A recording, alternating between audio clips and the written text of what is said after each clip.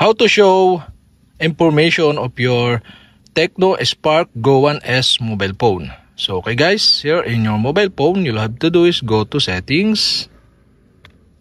In settings here, you can see the information of your phone by clicking the My Phone here in settings.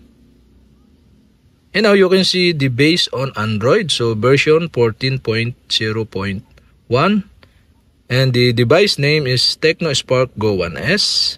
Model, the Android versions, okay, you can see here, 14. The CPU, front camera, rear camera, 13 megapixel, and front is 8 megapixel. Okay, here the RAM, 3 gig plus 1 gig. So 3 gig expandable. Then the ROM is 64.00 gigabyte. The battery is 5000 milliampere. And the screen size is 720 by 1600. And the iOS version, you can see here, and the build number. And also the e-warranty card, legal information, user experience improvement plan, and more info is you can see here on this section.